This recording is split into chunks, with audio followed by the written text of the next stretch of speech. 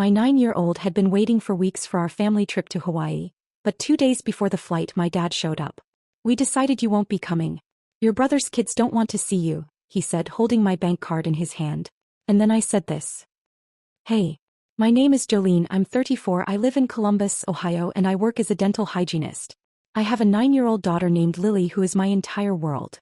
And I'm here because I need to tell someone this story because if I keep it inside any longer I might actually lose my mind." 3 weeks before all of this happened, my mom Patricia called me and said the whole family was doing a trip to Hawaii. My parents, my older brother Craig, his wife Dawn, their 2 boys Hunter and Mason, and me and Lily. Sounded amazing. It sounded like exactly what we needed, honestly, because the year before I'd gone through a really ugly divorce from Lily's dad Todd, and my daughter had started getting quiet, not wanting to go to birthday parties. Her therapist said she needed something to look forward to. So when Mom brought up Hawaii, I thought, this is it. This is the thing that's going to make my kids smile again. And then Craig, my brother, who is 38 and somehow always broke despite making good money in car sales.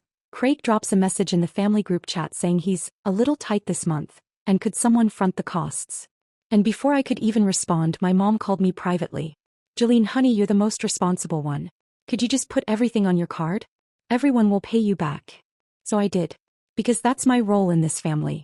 I'm the one who always picks up the tab, who drives 2 hours for every holiday, who sends real birthday gifts and gets a late text back saying HBD. Any of you know what that feels like? Being the dependable one that everyone depends on but nobody actually appreciates? I booked flights for all 8 of us. I booked the resort in Maui for 5 nights. Rental car deposit. The total came out to just under $11,000. My money. My card. And Lily? Oh my gosh, that child was on a whole other level of excited. She made a countdown chain out of construction paper. You know those little loops you tear off each day? 21 of them hanging from her bedroom door. Every single morning she'd rip one off and come running. "Mom. 14 more days." She printed pictures of sea turtles and taped them to our fridge. She picked out a new swimsuit, bright yellow with little pineapples. She found a YouTube channel that teaches Hawaiian words and started walking around the apartment going, "Aloha. Mahalo." It was the happiest I'd seen her in months. Meanwhile, the family group chat was buzzing. Dawn was posting links to snorkeling tours. My dad Richard sent a photo of new sandals he bought. My mom made an actual Google Doc with restaurant recommendations. Everyone was excited. Everything was perfect. And then 2 days before the flight at 7 in the evening my doorbell rang. It was my dad. Alone. No Mom. No Craig. He wasn't smiling. He had his hands jammed in his jacket pockets and he was doing that thing he does when he's uncomfortable, rocking back and forth on his heels, not making eye contact. "Hey Dad, what's up?" He reached into his pocket and pulled out my bank card. My actual bank card that I had given to my mom weeks earlier so she could handle the bookings. He held it out to me like he was returning a borrowed screwdriver. "We decided you won't be coming," he said. "Your brother's kids don't want to see you." I laughed. I genuinely laughed because I thought it was a joke. My dad has the worst sense of humor on the planet and I figured this was some kind of weird bit. But he wasn't laughing. "Dad. What are you talking about?" Hunter told Craig that Lily makes him uncomfortable. Mason doesn't like being around her either. So Craig and Dawn think it's best if you two sit this one out. I just stood there holding my bank card and I swear the floor dropped out from under me. "Not my daughter. Say whatever you want about me, I can take it, but do not come after my 9-year-old child who has never done a single thing to anyone." Hunter is 12 and spends every family gathering glued to his iPad ignoring the world. Mason literally threw a dinner roll at Lily's head last Thanksgiving and Dawn just laughed it off. "But sure. My kid is the problem. And you agreed to this?" I said. My dad shrugged. He actually shrugged. "It's easier this way, Jolene. You know how Craig gets." "Oh, I know how Craig gets. Craig gets whatever Craig wants because Craig throws a tantrum when he doesn't, and my parents have been folding for him since we were children. Craig failed a class? Teacher's fault. Craig got fired? Boss had it out for him. Craig's kids are acting terrible? Must be someone else's child causing it. And that someone is always Lily. Always me. Dad. I paid for the entire trip. And we appreciate that. We really do. So you're taking my $11,000 and telling me I can't come on the vacation I paid for?" He put his hands back in his pockets. "Don't make this into a big thing. Don't make this into a big thing. $11,000. My daughter's countdown chain with 3 loops left. 2 weeks I took off work, which in my field is not easy to arrange. Lily's little yellow pineapple swimsuit. And I should not make it a big thing. I took the card out of his hand. I looked him right in the face. My dad. The man who taught me to ride a bike. Who used to call me his little sunshine.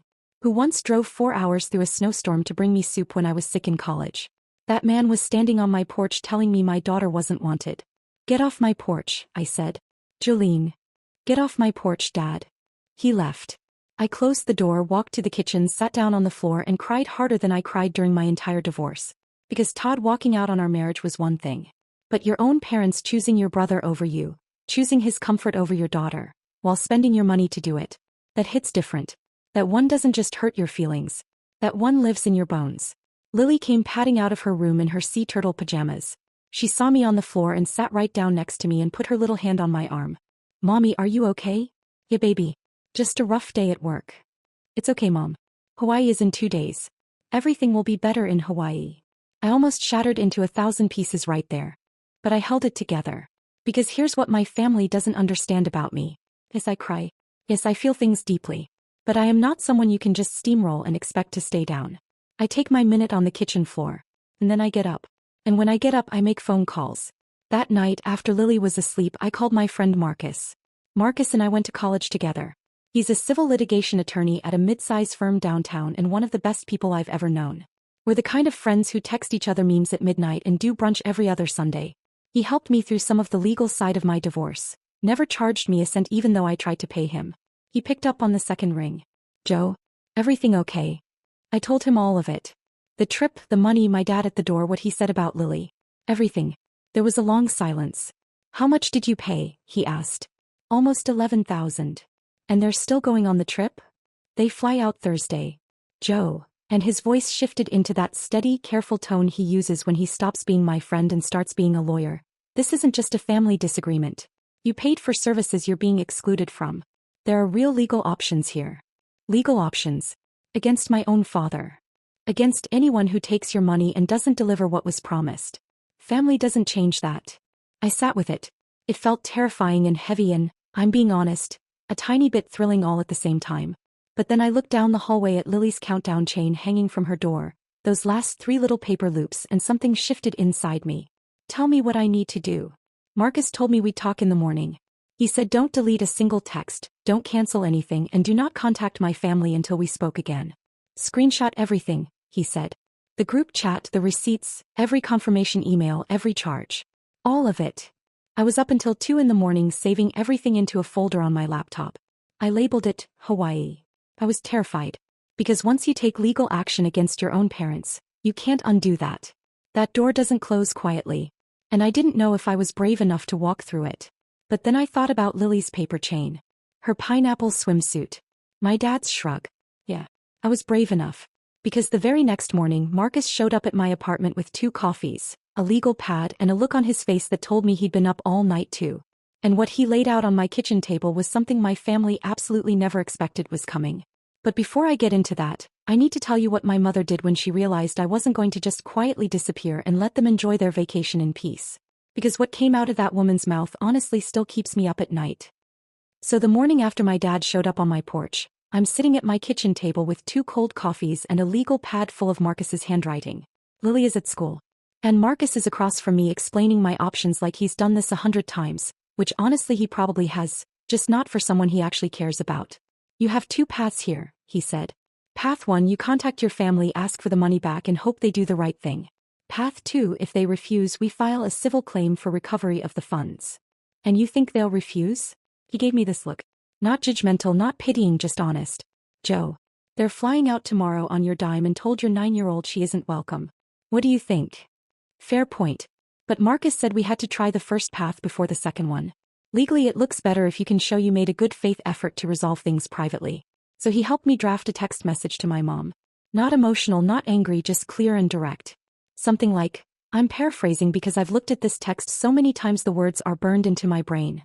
Since Dad informed me that Lily and I are no longer included in the Hawaii trip, I'm requesting a full refund of the $10,800 I paid for flights, accommodations, and the car rental. I'd like this resolved within 14 days. I hit send. My hands were shaking. And you want to know how long it took for my mom to respond? 4 minutes. 4 minutes, and Patricia had typed out a novel. And when I say novel, I mean this woman wrote me a message so long I had to scroll 3 times. The gist of it? Oh, you're going to love this. She said, and I am not exaggerating, that the money I spent was a gift to the family. That I had offered willingly, and that asking for it back was incredibly selfish and hurtful. She said I was ruining what was supposed to be a beautiful family memory, and that I should be ashamed of myself for putting a price tag on family. A price tag on family. The family that just uninvited me. Do you see the logic here? Because I don't. I genuinely don't. You take my money, you kick me out, and then when I ask for it back, I'm the selfish one? Please, somebody make it make sense. But she wasn't done. Oh no. Patricia was just warming up. She said that Craig and Dawn had every right to protect their children's emotional well-being, and that if Lily made Hunter and Mason uncomfortable, maybe I should look inward as a mother instead of pointing fingers. Look inward as a mother. My mom said that to me. About my daughter who literally makes friendship bracelets for kids she barely knows. The same Lily who cried last month because she accidentally stepped on an ant. That child is apparently an emotional threat to two boys who are bigger than her and once put gum in her hair at a family barbecue. But your mom. I'll look inward. I showed Marcus the messages. He read them twice without saying a word, then looked up at me and said, "Screenshot all of this. We're going with path 2. And honestly, I felt relieved. Because now I didn't have to feel guilty about it. I gave them a chance. They didn't just say no, they insulted me while saying no. There's a difference. Now here's where it gets complicated, and I need to be real with you because this is the part that cost me sleep for weeks. Filing a legal claim against your parents is not just a legal decision. It's a personal one. It's waking up at 3 in the morning and staring at the ceiling thinking, am I really doing this? It's looking at old family photos on your phone and wondering if you'll ever be in one again. It's Lily asking, when are we seeing Grandma and Grandpa? And not knowing what to say. But I also kept coming back to the same thought. If a stranger took $11,000 from me and then told me I wasn't welcome to the thing I paid for, would I hesitate to take legal action? No. Not for 1 second. So why should my dad get a pass just because we share DNA? Marcus filed the claim on a Monday. Small claims court in Franklin County, Ohio. And before anyone asks, yes, Marcus handled it for me, and yes, there's a limit for small claims in Ohio. But Marcus structured it properly and we were within range once we accounted for what was recoverable. He didn't charge me. I told him 100 times I'd pay him and he kept saying, buy me brunch for the next year and we're even. That man. Honestly. But we'll come back to that. So the paperwork went through. And do you know how my family found out? Not through me. Not through a phone call or a heads up or a courtesy text. They found out because my dad got served. At his house. On a Wednesday afternoon. And that's when the real chaos started. My phone exploded. And I mean exploded. Craig called me 6 times in 20 minutes. Dawn sent me a text that just said, are you serious right now? My mom left me a voicemail that was 3 minutes of crying and saying I had destroyed this family. My dad didn't call. My dad texted me 2 words. Real classy. Real classy. From the man who showed up at my door and told my daughter she wasn't wanted. Let's talk about class. I didn't respond to any of them. Marcus told me not to. And honestly I didn't trust myself to say anything that wouldn't make things worse. So I just let my phone buzz on the counter and I went and picked Lily up from school and we got ice cream and I watched her eat a waffle cone with sprinkles and tried to pretend my entire family wasn't falling apart around me. But here's the thing nobody tells you about standing up for yourself in a family like mine. The person who finally pushes back is always the one who gets blamed for breaking everything. Not the people who did the actual damage. Not Craig for being a selfish brat his entire life. Not my parents for enabling him. Not Dawn for raising kids who are mean to my daughter and then acting like Lily's the problem. Oh, it's me. Jolene. The one who had the audacity to say, actually that's not okay. Do you think I was wrong for filing? Be honest. Because I asked myself that question every single day. There was one person though who didn't think I was wrong. My cousin Reese.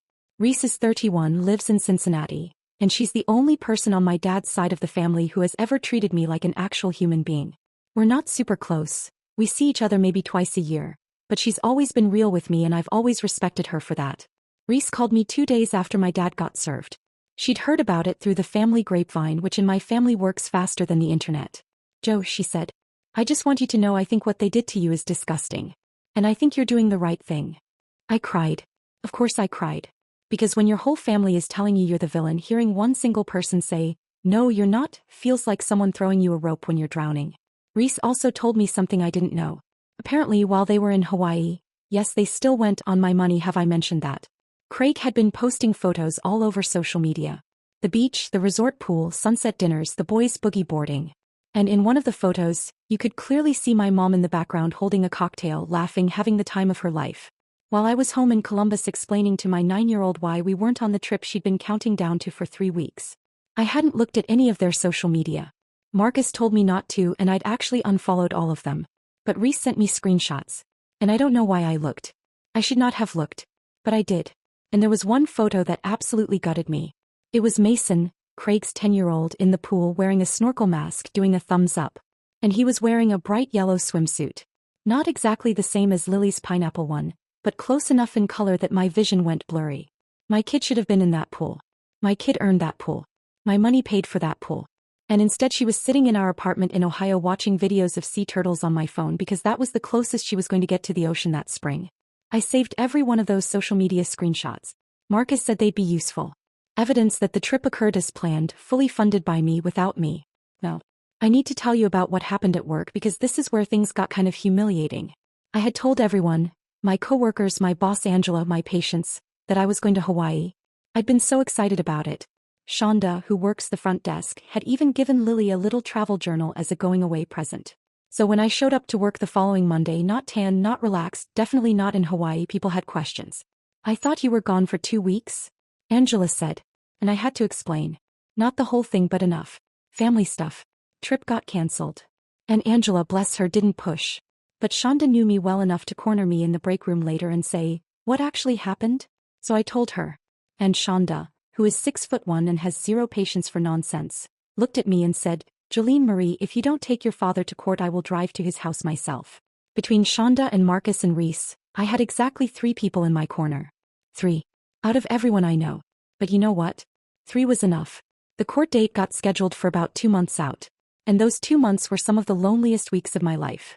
My phone, which used to light up with messages from the family group chat, was completely silent. My mom didn't call. My dad didn't call. Craig obviously didn't call. It was like I had died and they'd all just moved on. Lily noticed. Kids notice everything. She asked me one night at dinner, Mom, how come Grandma doesn't call anymore? What do you even say to that? I told her Grandma was busy.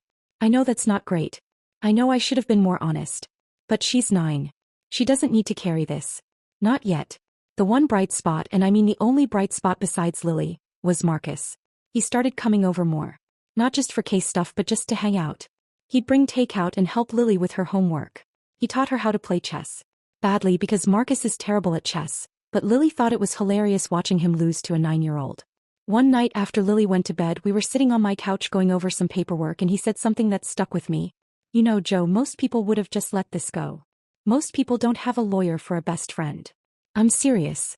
What you're doing takes guts. Lily's lucky to have you. And the way he said it, I don't know. Something shifted. Not dramatically, not like in the movies. Just this quiet, warm thing between us that hadn't been there before. Or maybe it had been there for a while and I just hadn't noticed because I was too busy being the family doormat to pay attention to the people who actually showed up for me. But I didn't have time to think about that. Because the court date was coming. And my family?